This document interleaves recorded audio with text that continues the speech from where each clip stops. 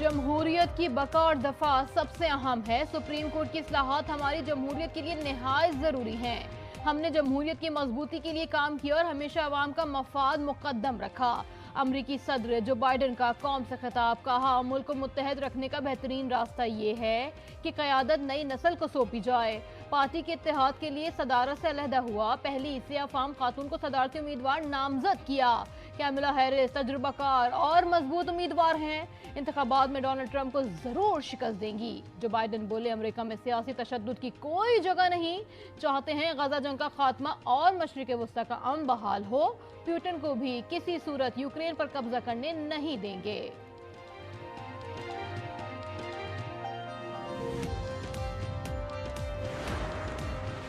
America Pakistan के अंदरूनी सियासी मामलात पर कोई पोजीशन नहीं लेता। तर्जुमान अमरीकी महकमा खारजा मैथ्यू मिलर ने कहा तमाम सियासी जमातों के साथ बराबरी की बुनियाद पर रवैया अपनाना चाहिए।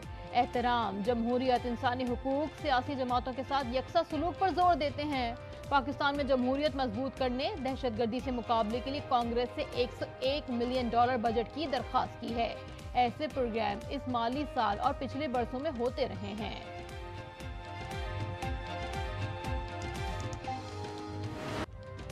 वफाकी हुकूमत का पीटीआई पर पाबंदी के हवाले से मजीद मुशावरत का फैसला। काबीना ने आर्टिकल 6 लगाने का मामला मौखिर कर दिया। वजीर आजम शहबाज शरीफ ने कहा पीटीआई की वेबसाइट से आर्मी चीफ और उनके अहले खाना के खिलाफ प्रोपेगेंडा नाकाबिले बर्दाश्त है। वजीर कानून आजम नजीर तारड़ कहते हैं मवाद मौजूद है, पाबंदी पर संजीदगी से सोच रहे हैं।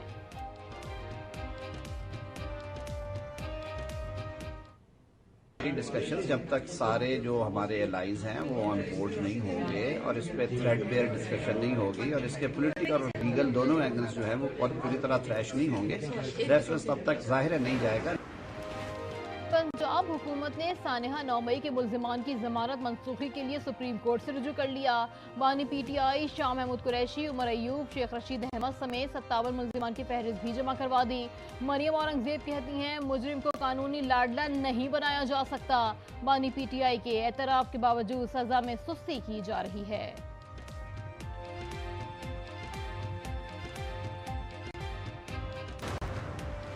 छोटे भाई और बड़े भाई में शदीद इख्तलाफात हैं। आसिफ अली जरदारी और बिलावल भुट्टो में भी दूरियां हैं। रहनुमा पीटीआई असद कैसर का दावा, कहा तमाम स्टेक होल्डर्स शफाफ इलेक्शन के लिए मिलकर बैठे। हमें अगर मखसूस नशिस्तें मिल गई तो अदम एतमाद लाकर शफाफ इलेक्शन कराएंगे।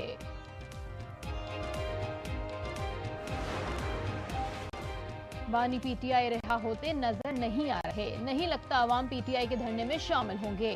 सेनेटर फैसल वावडा की आज न्यूज के प्रोग्राम स्पॉटलाइट में गुफ्तगू, कहा पीटीआई का IMF को लिखा गया खत मुल्की मफाद में ठीक नहीं था।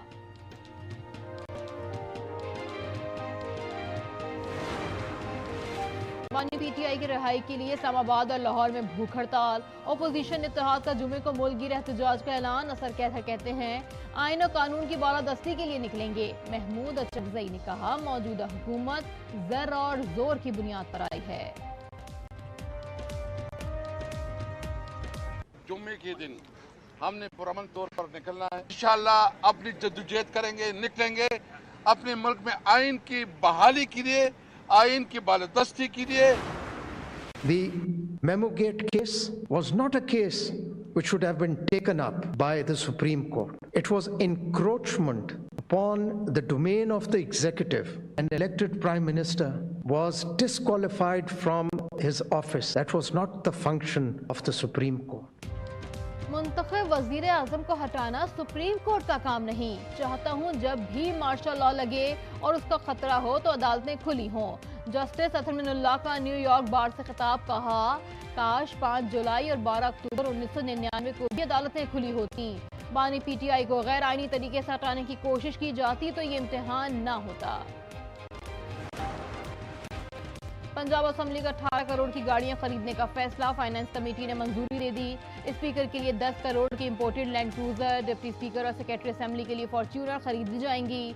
3 करोड़ के 2 वीगो डाले भी स्पीकर की सिक्योरिटी के लिए खरीदे जाएंगे।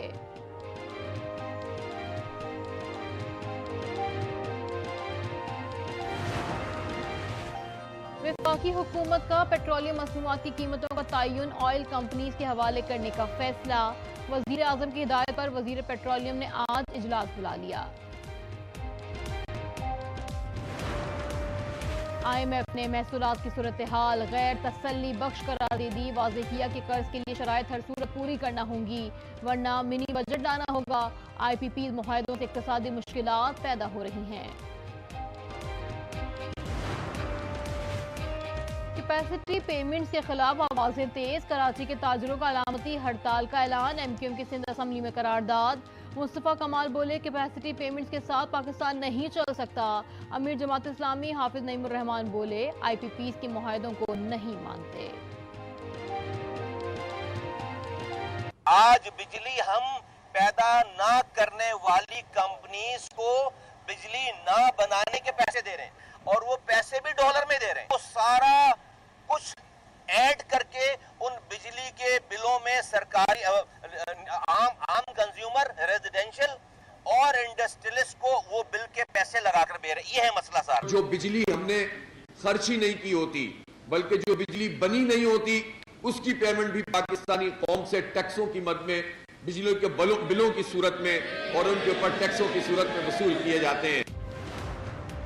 लोड शेडिंग और गर्मी के बाद शहरियों की हलाकत के इलेक्ट्रिक के खिलाफ कत्ल की FIR के लिए अदालत में दरखास्त। गुलिस्तान जौहर के मकीन ने भी जायद बिलिंग के खिलाफ अदालत का दरवाजा खटखटा दिया।